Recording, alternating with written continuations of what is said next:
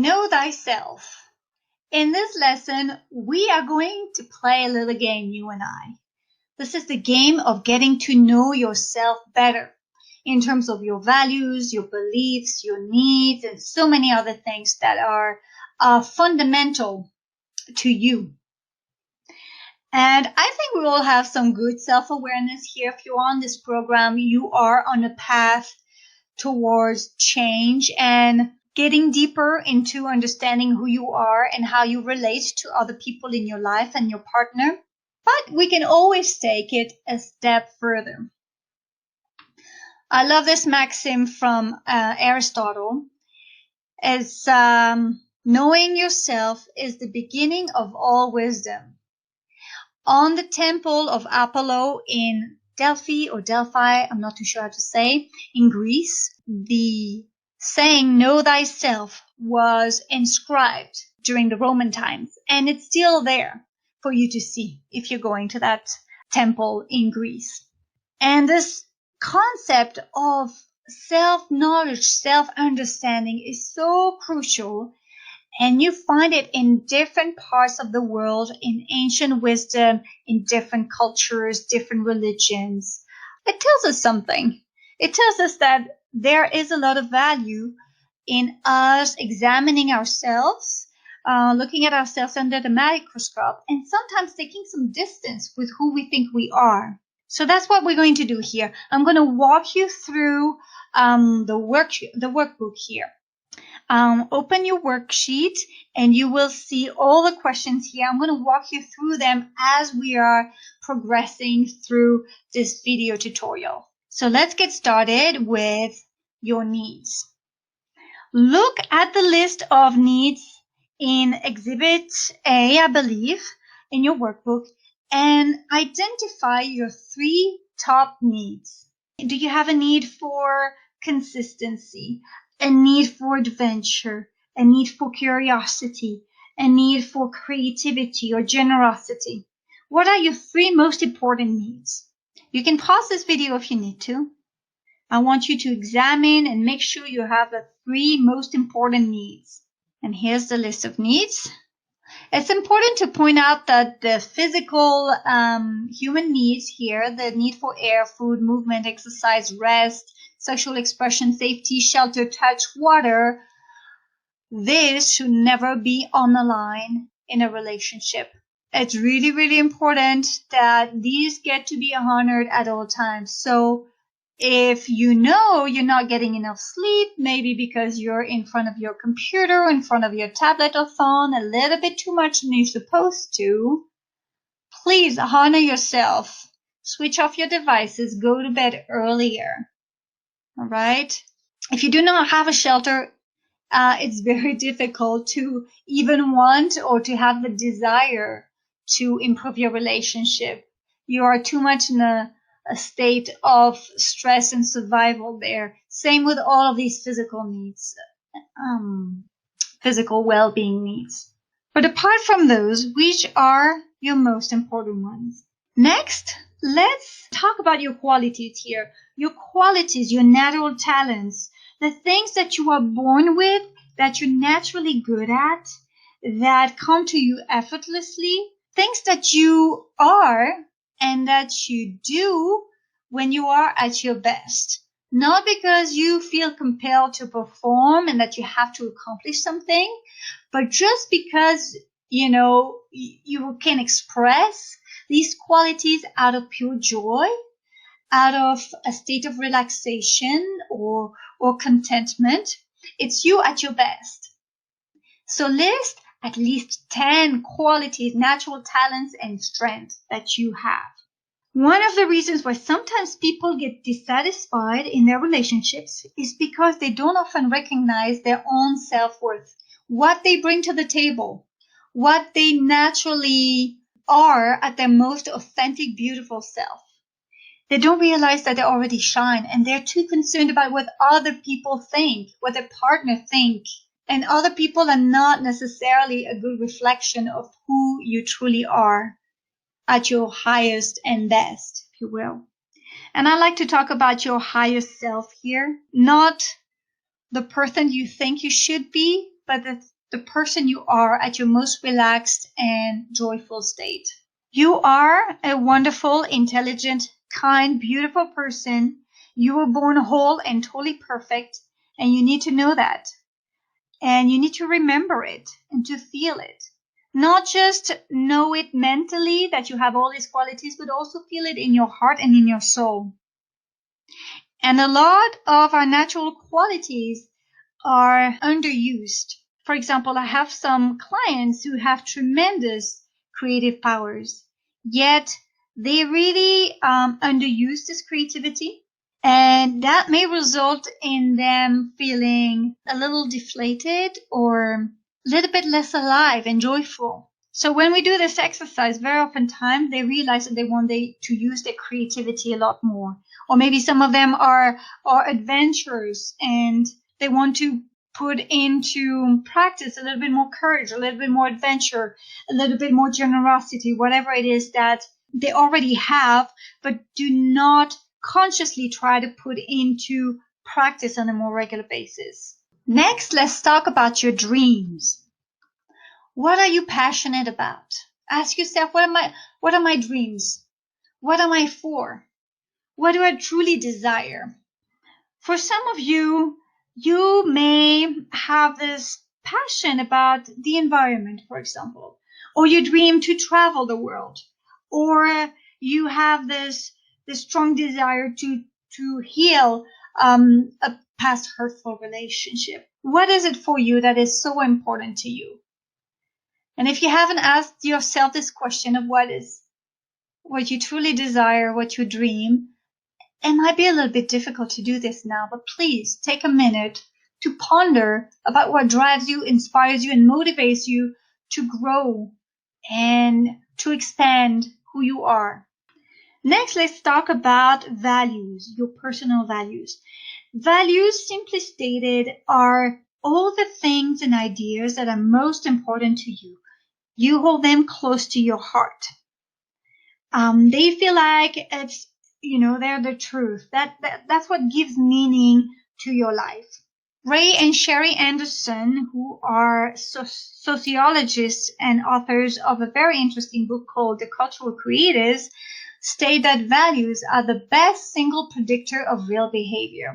And sometimes we're not very fully aware of what our true values are because our behavior does not really align with what we think we value. And we'll talk a little bit later about those values that are helpful to you and the values that are not really helpful to you. But basically, the actions that you take that are based on your deepest values have the strongest, most long-lasting impact. So ask yourself, what do I value? What truly matters to me? A coaching client of mine mentioned that she values curiosity, strength, openness, cooperation, family, understanding. What is it for you?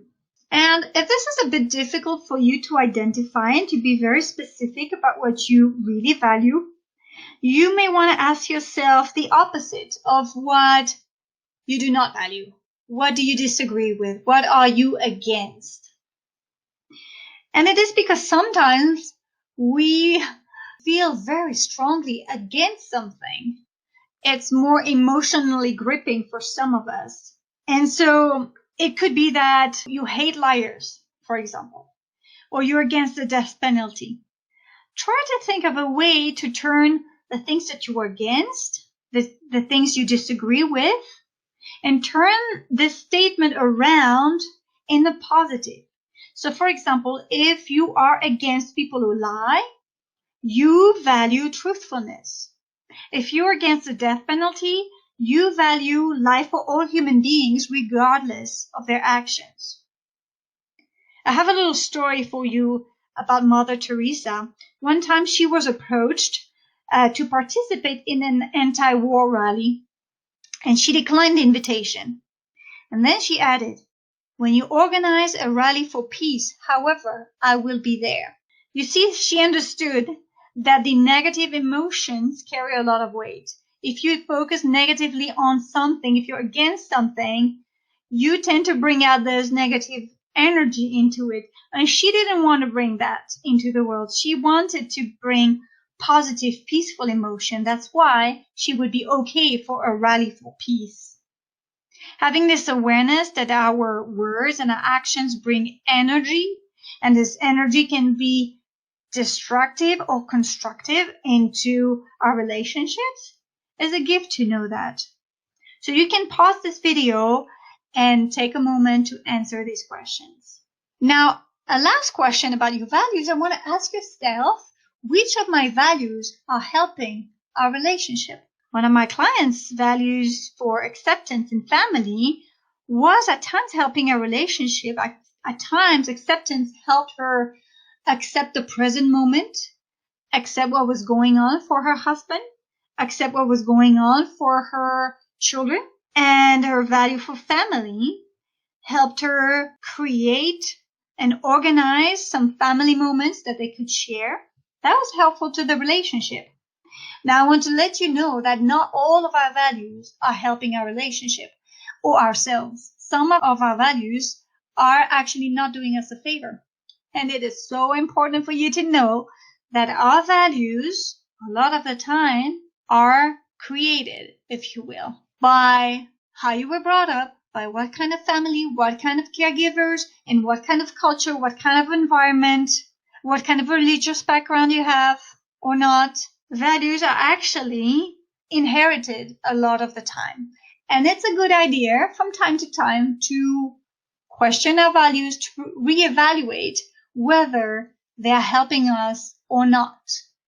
Maybe they are helpful at one part of our life, but not so much when we want to grow and move towards a different outcome. So we'll discuss this in the next lesson. Next, let's talk about your beliefs. What do I believe in? What holds true to me? For example, I spoke with a lady recently, and she was telling me about her very disheartening relationships. And she says that the reason why the relationships don't work is because I am too kind and men cheat.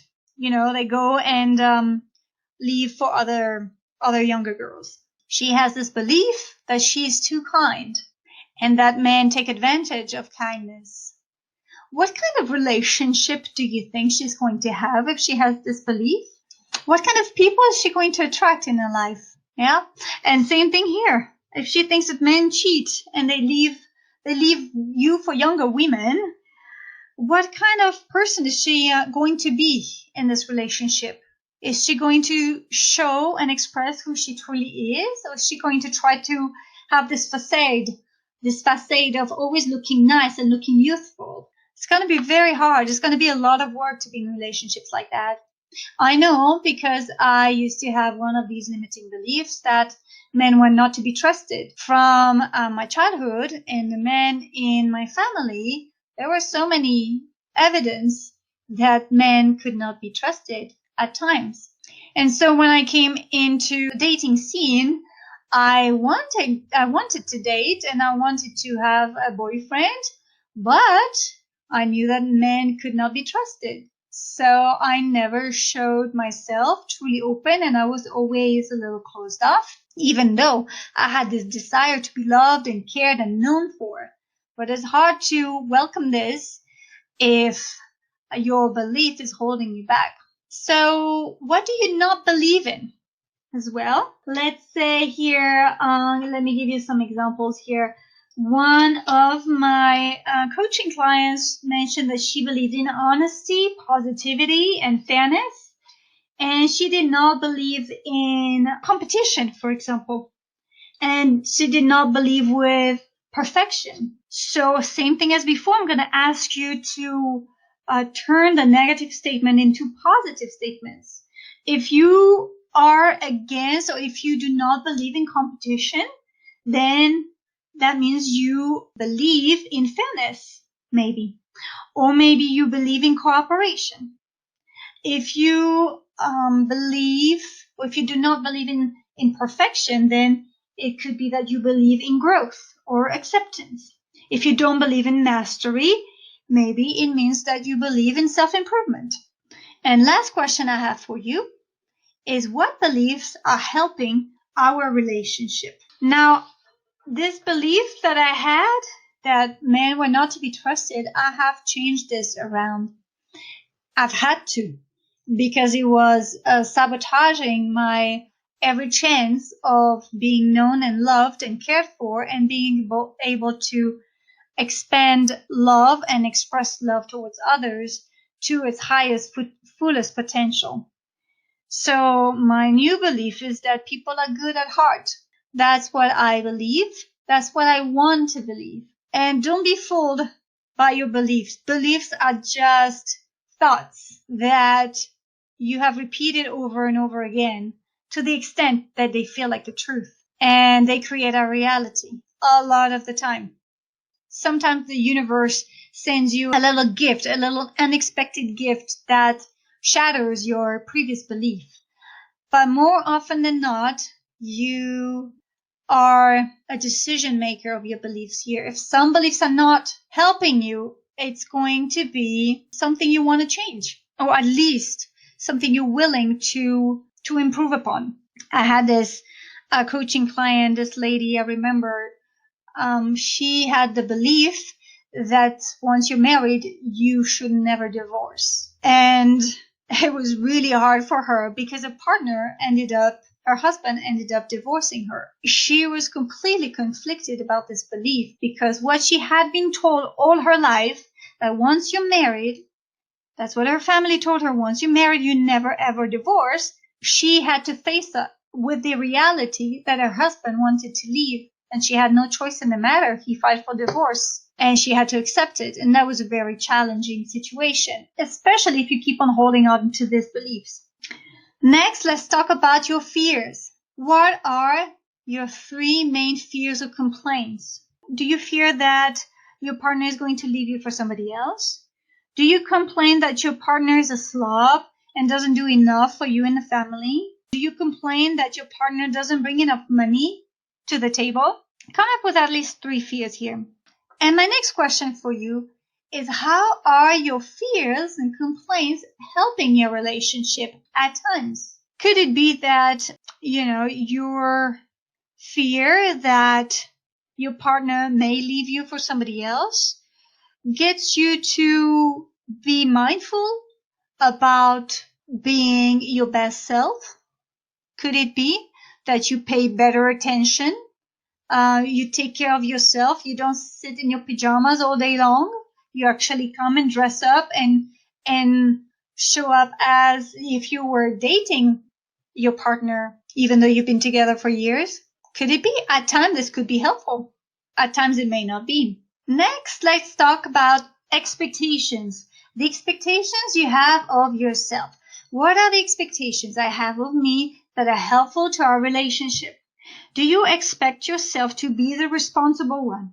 Make sure that everybody's needs are met. Do you take action to fix things? Do you expect this to be your role in a relationship? At times, it is helpful for you, for your relationship, and for your family dynamic. And at times, it may not be. But if you fully embrace the expectation you have of yourself, it could be that you're totally fine with this. And same question, but asking about the expectations you have of your partner. What are the expectations I have of my partner that are helpful to our relationship? Do you expect him to be the funny and relaxed one? Do you expect him to come up with jokes and being the clown in the family to relax the atmosphere? At times it may be helpful, and at times it may drive you nuts. Questions about boundaries here. What are some boundaries that I have that are helpful to our relationship? You may ask yourself, gee, I don't think I have any boundaries here in a relationship. Are boundaries important in a relationship? You bet.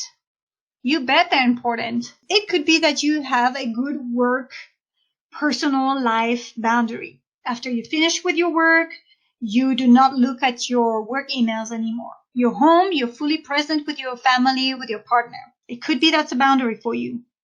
Now let's go back to the example of the lady I was telling you about who said she's too kind. I am too kind and men take advantage of kindness. That's why I'm not going to be kind anymore. That's the belief she had. Well, my guess is that the problem is not kindness. The problem is boundaries. Maybe her partners were behaving in ways that were not very respectful. And it could be that instead of thinking I am not too kind, it could be that the issue is boundaries. And you may have to step up and say something like, no, I care too much about you to let you speak to me this way. Or, no, let's not talk about this right now. Let's cool off and have a discussion because I really want to be connected and to be able to hear you out. But when you're yelling, I cannot hear you. Do you see where boundaries come into place in a relationship? We'll be talking about this more and more as we're progressing with the course. My last questions for you relate to emotional intelligence. Daniel Goleman wrote a book called Emotional Intelligence. And emotional intelligence is so important to the success of any relationship. You might have a super high IQ, but you might have a very low emotional intelligence, and that's going to make it hard for you to create and sustain relationships over the long term. But the good news is that's something we can all improve upon, and I definitely improve upon my emotional intelligence because I want to be better. And there are different aspects of emotional intelligence. So I'd like you to rate yourself from 0 to 10. How would you rate yourself when it comes to your level of self-awareness? Self-awareness is knowing one's emotions. How good are you at understanding the emotions that are stirring inside of you, positive or negative? Can you recognize them pretty quickly? How would you rate yourself with your level of self-control, which is managing your emotion? You recognize you have some sadness within you, and instead of going for the tub of ice cream, you talk to yourself. You try to manage this emotion and realize, hey, I'm feeling sadness inside of me. Maybe I'm feeling lonely right now. What's going on? How about your level of conversation with yourself? That's motivating yourself. If you are feeling angry and you might recognize that something is going on and you might need to review your thoughts. It's like, hey, I feel angry right now. I know I'm not going to act on it. I just want to find out why am I feeling angry? What's going on? What's going on with my thoughts? What has triggered me here? Or you might have to motivate yourself if you are feeling fearful. You know, I'm feeling fearful about getting on stage. I'm feeling fearful about talking about this issue with my partner right now. You know, that's okay. I can do it. I can overcome this fear. That's motivating oneself. How about your level of empathy, which is recognizing the emotions in others? Super important when you're trying to understand your partner. And last is your level of leadership and compassion, which is being able to manage emotions in others. If you see, let's say, your partner feeling overwhelmed, if your partner is feeling overwhelmed, do you know how to manage this emotion? Or is it that you go and try to fix it? Or that you try to cheer him up? Or that you're like, hey, try to forget about it and move on. This is not important. Like deny the emotion? Or are you able to sit, to be with your partner with their emotions? Are you able to handle these emotions? So there are areas here that I'm particularly good at, and there are other areas that I'm not very good at. And I've realized since having a 4-year-old that there are areas that are a little bit more challenging for me to put into practice. Was I may be pretty good at the self-awareness and the empathy. At times, managing my toddler's emotions is a little bit difficult, or managing my own emotion when he's having a tantrum or a meltdown has been a little bit more challenging than I thought. So you see, we can always improve upon and get better at this stuff. So my little suggestion for you here is to be able to review the entire exercise called Know Thyself. Once in a while, go back to it and remind yourself of your qualities, of your deepest needs, of your fears, of some boundaries that you have that are helping the relationship, of some expectations, of your emotional intelligence, of your values. Sometimes we step away from who it is that we truly want to be on a consistent basis, and it's just a good idea to go back to it. So here you go. You've played the game. Thank you so much for being open and truthful and honest with yourself and being completely raw and open. It's a wonderful place to be in. If you want to share some of these findings with your partner, feel free to do that. If you feel that you guys are not quite ready for that, that's okay. You can just share some parts, but not all of it. It's okay to have your own little secret garden as well. Take care, ladies, and I'll see you on the next video.